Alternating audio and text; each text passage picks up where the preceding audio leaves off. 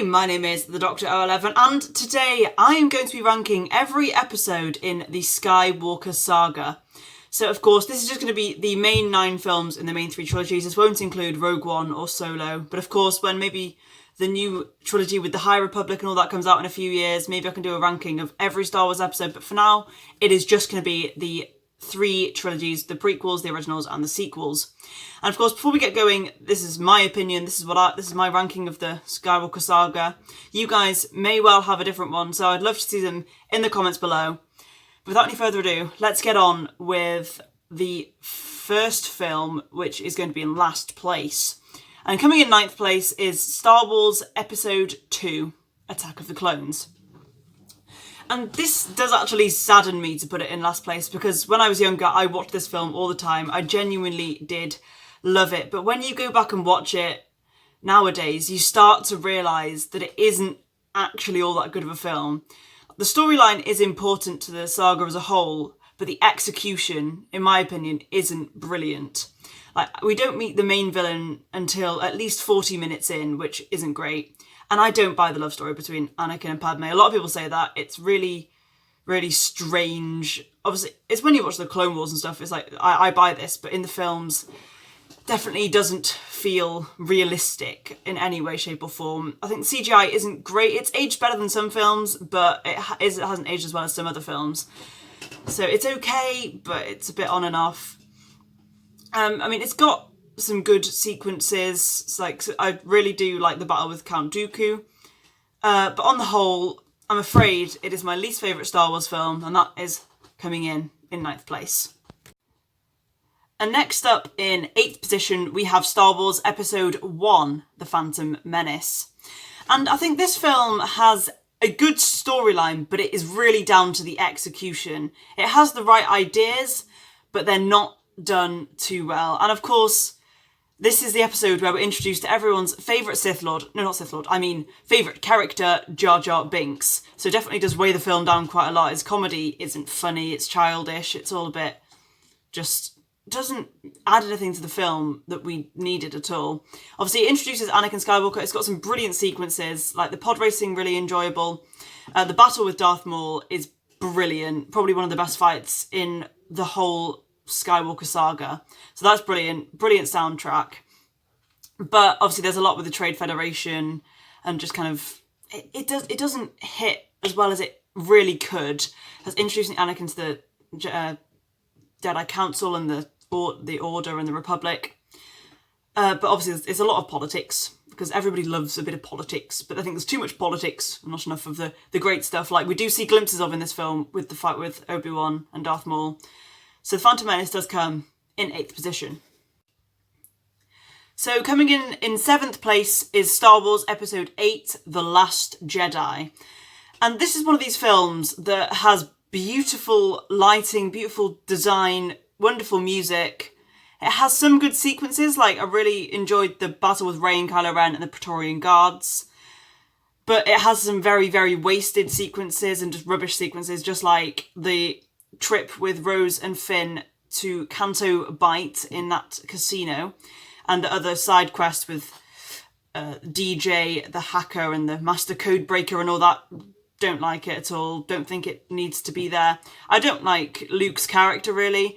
I like it at the end, when he obviously sacrificed it. It's a cool Force trick, but it's like, The Last Jedi is the only Star Wars film without lightsaber to lightsaber contact, and I don't know. I don't like it. Like, a lot of people will agree don't like it. Some critics loved it.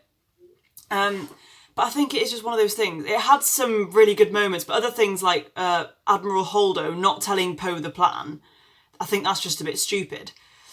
But yeah, a lot of people don't like The Last Jedi. It's just one of those films. And that is The Last Jedi coming in 7th. So coming in 6th position is Episode 9, The Rise of Skywalker. I do think there's quite a big gap. Well, not a big gap, but it's a bigger gap between Episode 8 and Episode 9. Just because I did prefer Episode 9 quite a bit more than Episode 8. And if you've seen on the channel, I've done a review of The Rise of Skywalker. I did enjoy the film. I think it was a good film, but it still got a lot of flaws. It did a good enough job of ending the saga, ending the trilogy, but obviously the trilogy feels really bitty and just doesn't really fit together too well. obviously wasn't planned out. Like, you could have put something in episode 8 saying, oh, Palpatine's alive, instead of the Canto Bight scenes, but that's just not what we got. No, at the end of the day, I enjoyed The Rise of Skywalker. It was a good film. I think they used some of the characters quite well. Palpatine once again felt quite weak, but I still enjoyed having Palpatine back, because, you know, who doesn't love a bit of Sheev? But at the end of the day, I enjoyed the film. Obviously, soundtrack's good. It's going to be like that for most of the films, because Star Wars is composed by John Williams, and John Williams' soundtracks are always going to be brilliant. The choreography is pretty good for some of the lightsaber duels, but I do prefer the style of the prequels and the originals. Obviously, slow ones with Obi-Wan and Vader and A New Hope, but prequels, some people say it looks a bit like a dance, but that is the style of fighting, that's how it is. Sequels, it's just a bit like whacking each other with sticks. But that is The Rise of Skywalker coming in 6th position. So, coming in 5th place is going to be Star Wars Episode 7, The Force Awakens. So now we've got all of the sequels in a row.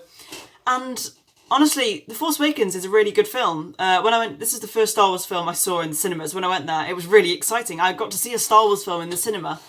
And as I said, it's a really good film, but the reason it doesn't push any further up the list is because it sticks too close to the original.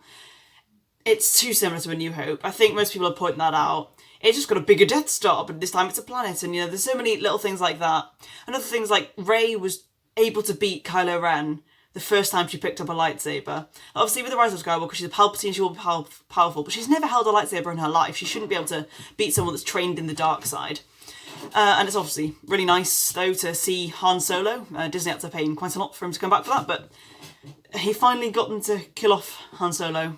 And that was sad. I was very sad by that in the cinema, actually. But no, I do really enjoy The Force Awakens. It's a good film, introduces some good characters like Finn and Poe.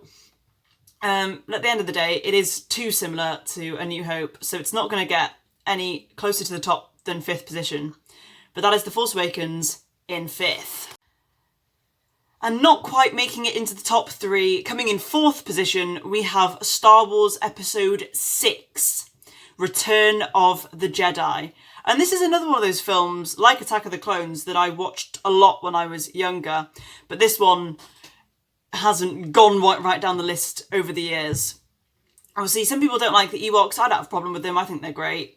I think the only thing that kind of weighs this film down is the pacing of the Jabba's palace bit. It feels a bit rushed just to get into the actual film, the actual threat on the table, I guess, with the second Death Star. Of course, it is a bit unoriginal having a second Death Star.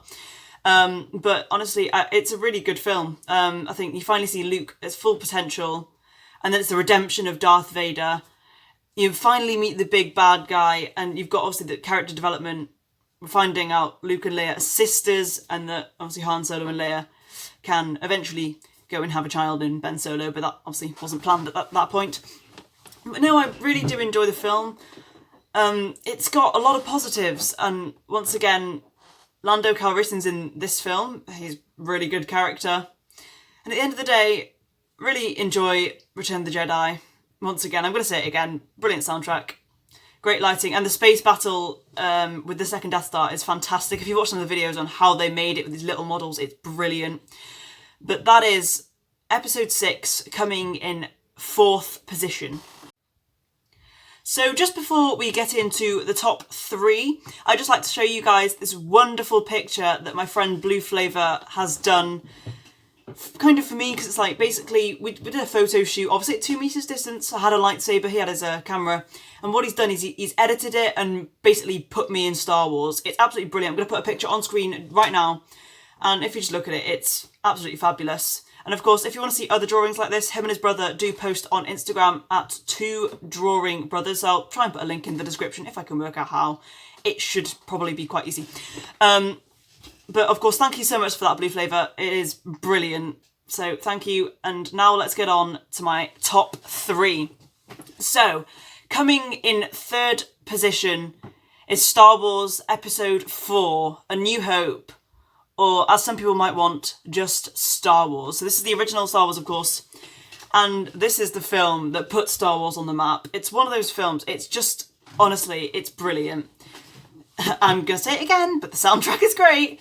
But it's the introduction of all these new characters, this new universe, and then fitting it together with all the other episodes. It's just brilliant, because obviously you're introduced to Luke Skywalker, who's a farm boy whiny farm boy, and throughout the trilogy turns into this Jedi Knight. You've got Darth Vader, who's potentially one of the, if not the best and most iconic movie villains of all time we get introduced to. And then we've got the old mentor in Ben Kenobi.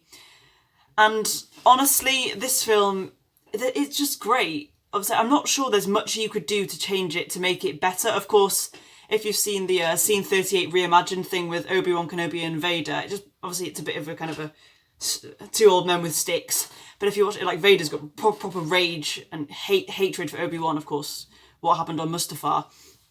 But yeah, it is a really, really good film. And that comes in third place. So, of course, when I do give my top two, when I give second place, you're going to know what comes in first. However, I'm still going to do it in order, do it as normal. And coming in second place, for me, is Star Wars Episode 5, The Empire Strikes Back. And for many people, this will be the top of your list. This is arguably one of the best films in cinema history, one of the best sequels that built on the original and just made Star Wars better. Obviously, its film has the iconic attack of the Empire on Hoth, which is a brilliant echo base. It's got Bespin with Cloud City. We meet Lando Calrissian, a very iconic character. We do love Lando. And then it's also got the most iconic moment in cinema history, debatably, of course, but the Luke... No, I said the quote wrong. No, it's "No, I am your father." I'm so sorry for anyone that I was about to say that. I apologise to myself and to everyone that knows the quote is "No, I am your father." But of course, Luke finding out that this big bad guy, Darth Vader, is his father. And honestly, if you were alive then and saw that in the cinema, that must have been absolutely phenomenal. Because it is just who expects... Obviously, nowadays, people will do this more and more because one of the best sequels in movie history, Vader, you know. But no, overall, this film is absolutely brilliant. Could easily be the number one spot. We first meet Palpatine in this film. We just get development to all of our characters, which is what you want from a film. And that's what I didn't find in The Last Jedi and stuff like that. But that is my second place. And you guys have obviously now worked out that coming in first place is Star Wars Episode 3, Revenge of the Sith. And this has pretty much always been my favourite Star Wars film. For many reasons, like it's kind of got the problems like in Attack of the Clones where the love story doesn't feel realistic enough. But I think in this film, the action sequences and the loss the Jedi feel, you feel bad for Yoda and Obi-Wan. I think the good things in this film completely outweigh the bad things, and that's why I love it. And obviously, it starts on a high with the space battle above Coruscant, and then you've got all the great lightsaber duels with Dooku, and then Yoda versus Palpatine, and Grievous versus Obi-Wan Kenobi. And then my favourite battle in all of Star Wars, Obi-Wan versus Anakin. You just feel how sad that, like, the loss of Obi-Wan, he's lost so much. And also Anakin's just turned to the dark side. Order 66 is sad yet brilliant. But of course it does all lead to the battle of Obi-Wan versus Anakin. And Anakin thinks his powers are obviously way stronger than Obi-Wan's. He thinks Obi-Wan has underestimated his power, but of course the high ground wins the day. And Obi-Wan is distraught. He's just lost his brother. And then it goes over to, of course, Padme does just kind of die of sadness, but that is actually a thing, because, you know, when Carrie Fisher died, like, yeah, it's very sad, but her mother died pretty soon afterwards, because it is kind of giving up the will to live. It is a thing that exists. Of course, it is also because, oh no, Padme's not in the original trilogy, and I didn't give her a terminal illness, so guess she'll just die. But obviously introduced to Luke and Leia, and it kind of just push everyone to the starting positions for A New Hope. But on the whole, I think the action is brilliant, the music's brilliant, lighting's brilliant, and Revenge of the Sith is my favourite Star Wars film. But of course, this is just my opinion, it's certainly not the right opinion, so once again, if you haven't already, put down your list in the comments below and we can all have a little discussion. And thank you everyone for watching this video, and I shall see you in the next video. May the Force be with you. See you in the next one. Goodbye.